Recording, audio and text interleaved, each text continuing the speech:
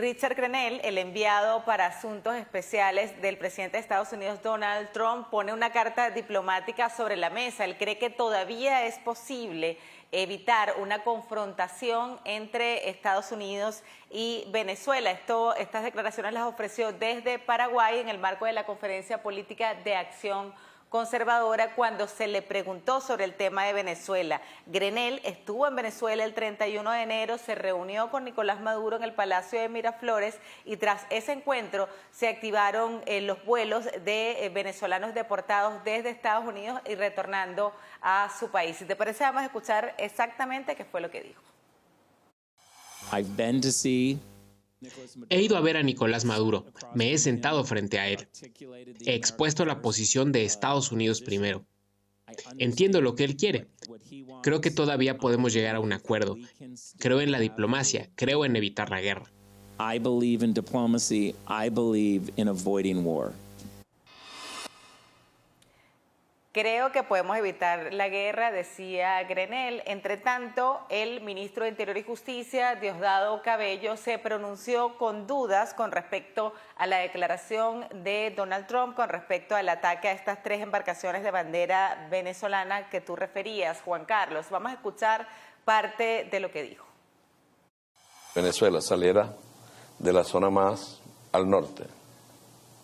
Esta sería la ruta para llegar a Estados Unidos.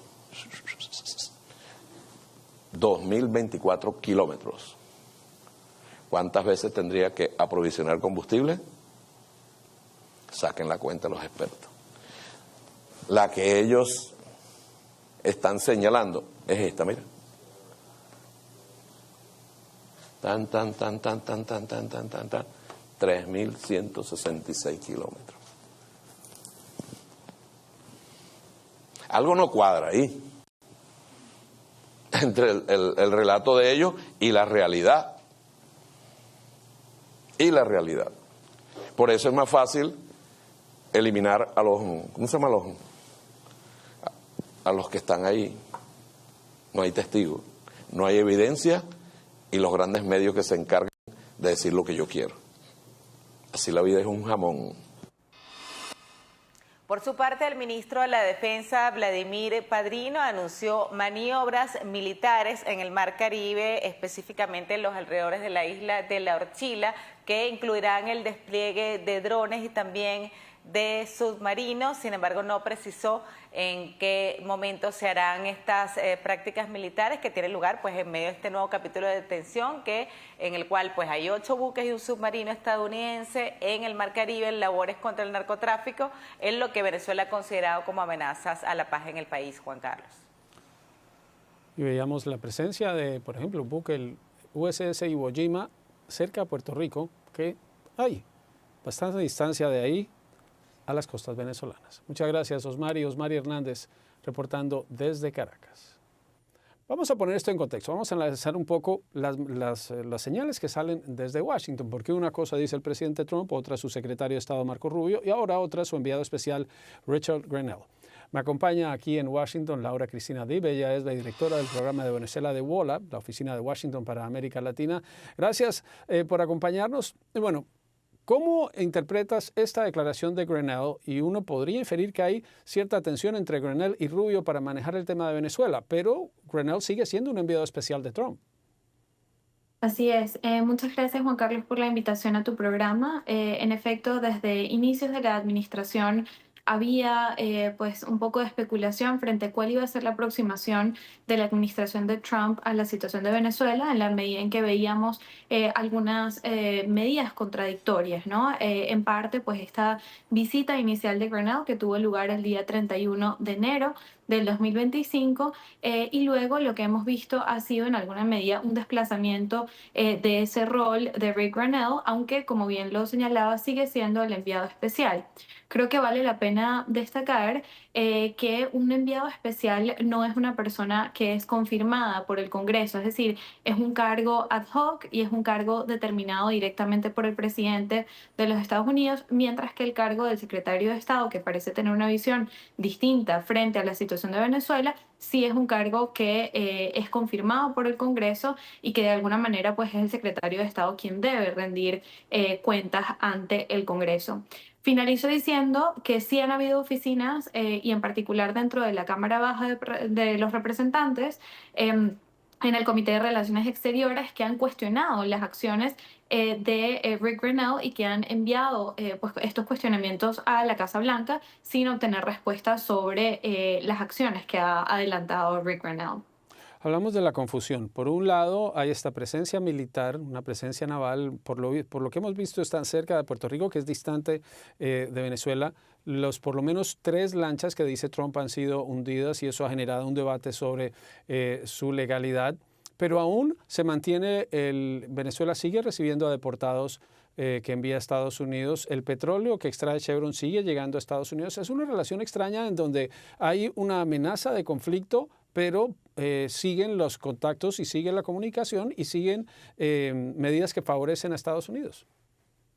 Creo que la administración ha sido clara una y otra vez en repetir que esta es una administración que vela por los intereses de Estados Unidos y en ese sentido la recepción de población migrante retornada o deportada sin debido proceso a Venezuela, aunado a la protección de esos intereses comerciales con Chevron, hacen parte de ese diálogo. Y frente a la decisión de pues, llevar a cabo estos ataques contra lanchas que no han sido esclarecidos, creo que es importante señalar, y es muy importante señalar, que esto no está permitido bajo el derecho internacional ni bajo las normas americanas. Y de hecho un grupo de 21 senadores envió una carta a la administración haciendo preguntas importantes en términos de seguridad, de si este ataque había sido llevado a cabo, digamos, con alguna legítima defensa bajo el derecho internacional, y esa carta no ha sido contestada. Más aún, la respuesta tácita ha sido el anuncio de 2 nuevos ataques. Pero ambas cosas son ciertas, es decir, uno puede decir que en Venezuela hay un gobierno autoritario que comete graves violaciones de los derechos humanos y que tiene vínculos con las economías ilícitas, y al mismo tiempo señalar que bajo el derecho internacional estas acciones no están permitidas. ¿Qué tanto atención se le debe poner al mensaje de Grenell en medio del mensaje que envía el mismo presidente Trump y del mensaje que envía Marco Rubio? Porque Grenell es un enviado, pero hay otro, Steve Witkoff, quien maneja una cartera muy importante como es Ucrania, como es el tema en Medio Oriente. ¿Esto tiene peso? ¿Esto es un mensaje calculado en un gobierno que no calcula mucho su mensaje?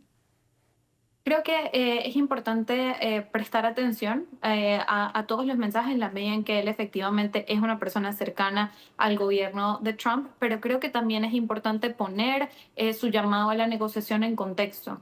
Y lo digo porque organizaciones de derechos humanos como la que represento hemos estado en el pasado a favor de que haya negociaciones, pero negociaciones que conlleven a la democratización y al respeto de derechos humanos. Grenell llevó a cabo esta negociación en enero y luego el 18 de julio, cuando se llevó a cabo el canje de personas que también habían sido arbitrariamente detenidas y llevadas a El Salvador y que luego fueron llevadas a Venezuela. En aquella oportunidad, en el marco de esa negociación, Maduro anunció que serían liberadas 80 personas. De esas 80 personas, las organizaciones de derechos humanos en Venezuela únicamente pudieron validar que habían sido excarceladas, no liberadas, excarceladas con medidas cautelares, 72 de esas personas. Y entre ellos había presos comunes. Más aún, en los días que siguieron a esa negociación de la cual Grenell hizo parte, se llevó a cabo un proceso de puerta giratoria.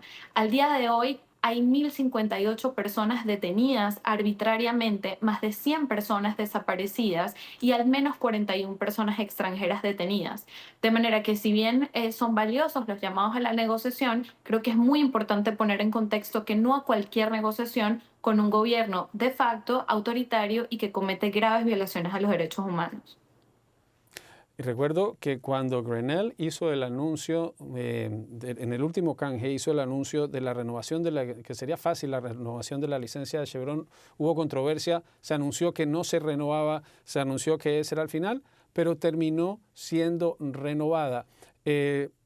Para terminar, Laura, ¿Terminó esta presión? ¿Crees que está acabando esta presión que muchos especulaban era inminente una intervención militar en Venezuela, o seguimos en un escenario impredecible?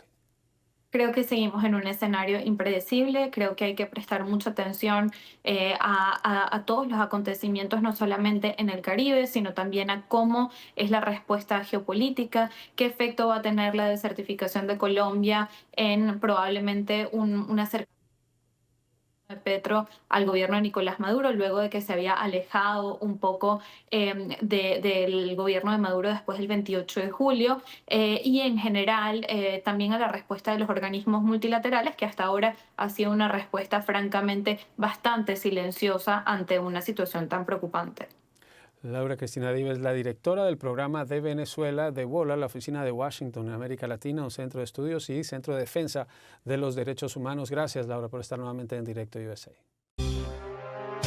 Seguimos con mucho más. Vamos a repasar la situación en Venezuela. ¿Qué está pasando en este momento con la amenaza norteamericana? Pues esta amenaza está más latente que nunca luego de que el presidente de los Estados Unidos, Donald Trump, enviara un nuevo mensaje, un mensaje claro, directo y conciso a Nicolás Maduro, donde le exige que reciba de regreso a los presos y pacientes de instituciones mentales venezolanos que ingresaron en territorio estadounidense.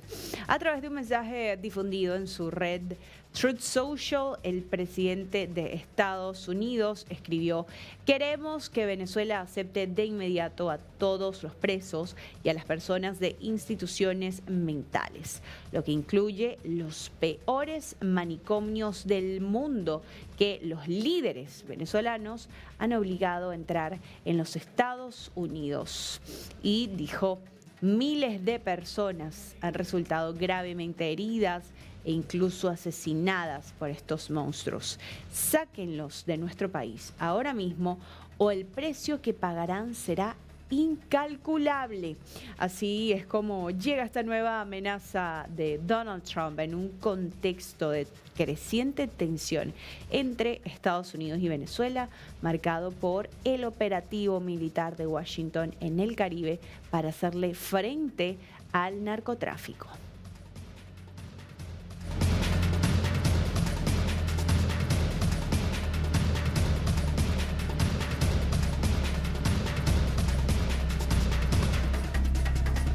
Y mientras continúa la amenaza norteamericana al régimen de Nicolás Maduro, desde Venezuela se están preparando para hacerle frente a esta amenaza. Y es que la Fuerza Armada Nacional Bolivariana estuvo realizando entrenamientos este fin de semana en barrios y comunidades de Venezuela. Ahí lo tienen en pantalla, lo que fue este entrenamiento, donde, según el mismo Maduro, los militares salieron de los cuarteles para enseñarle a los civiles el manejo de armas en el marco de un programa destinado a preparar a los voluntarios de la milicia bolivariana. Maduro destacó que es la primera vez que soldados y equipos bélicos se integran de manera directa con la población, y para él el objetivo es adiestrar a los vecinos que se alistaron en las brigadas comunitarias como parte de la estrategia para consolidar la defensa nacional ante amenazas extranjeras. Allí vemos estos, pues, en su mayoría adultos mayores que presuntamente estaban siendo adiestrados por la Fuerza Armada Nacional Bolivariana. Y de esta forma hacía referencia el ministro de Defensa, Padrino López. Vamos a escucharlo. En el territorio pudimos también ver las baterías de la artillería antiaérea, de los sistemas del Comando de Defensa Aeroespacial de la Fuerza Armada Nacional Bolivariana, y la gente, bueno, curiosa, pues, preguntando, y los soldados explicando al pueblo llanero, allá en el llano, allá en el Apure, con nuestras tropas también a caballo. Podemos ver cómo la milicia campesina que ha anunciado nuestro comandante en jefe, bueno, también se ha montado en el tren de la defensa de la patria en el área de la producción. A todos los consejos de pescadores, a los pescadores intercambiando con nuestras naves de la Armada Bolivariana, una experiencia muy bonita en la mar, todos los pescadores con un espíritu nacional levantado en el ánimo, en el fervor por defender a su patria. También pudimos ver una cosa increíble allá en la comuna del Maizal, una comuna muy simbólica para todos nosotros. Pudimos ver el lanzamiento de paracaidistas. Allá en la comuna del Maizal llegaron los paracaidistas, llegaron desde el aire. Una experiencia también maravillosa. Marchas de todo tipo en la unión perfecta del cívico-militar policial, a la aviación militar en sus puntos de recobre, aterrizando en la autopista José Antonio Páez, tramos identificados para aterrizaje de aeronaves de la aviación militar bolivariana y sus puntos de recobre. Pudimos ver allí a los milicianos asistiendo a los aviones en tierra. Bueno, una interacción de verdad maravillosa. Bien, y mientras Vladimir Padrino López comparte de esta manera cómo se están alistando para hacerle frente a la amenaza norteamericana, siguen llegando informes que dejan ver la represión, la violencia y la persecución a la oposición venezolana. Y es que en este momento se está presentando un nuevo informe en la Comisión de la ONU en Ginebra, donde justamente la misión internacional de determinación de los hechos de Naciones Unidas ante el Consejo de Derechos Humanos muestra este documento donde se hablan de las detenciones arbitrarias, torturas y muertes bajo custodia en Venezuela durante el periodo posterior a las elecciones de 2024. Este documento también habla de la represión intensificada contra opositores, periodistas y manifestantes, abarcando el periodo de septiembre de 2024 y agosto de 2025, mostrando ante la comunidad internacional los patrones de represión sistemática que persisten en Venezuela. Y es que de esta forma el plan es suprimir a la oposición o a quienes sean percibidos como tal. Entre los hallazgos más relevantes, esta misión documenta graves violaciones de derechos humanos como detenciones arbitrarias de adultos y adolescentes, torturas, tratos crueles, inhumanos y degradantes, desapariciones forzadas y muertes de manifestantes. Se habla de 220 detenciones de menores de edad, también 30 casos de posible desaparición forzada. Acá también se documenta la violencia sexual y de género, donde hay víctimas que son mujeres, niñas, adolescentes y hombres privados de libertad, quienes sufrieron estos abusos en este contexto postelectoral. Algunos patrones serían sexo transaccional coercitivo, posibles actos de esclavitud sexual o prostitución forzada, descargas eléctricas en genitales y desnudez forzada. También la represión contra periodistas y trabajadores de la prensa tiene un lugar importante en este informe, destacando 18 detenciones arbitrarias de comunicadores. Vamos a escuchar las declaraciones que ofrecía la presidenta de esta misión independiente sobre Venezuela, Marta Baliñas.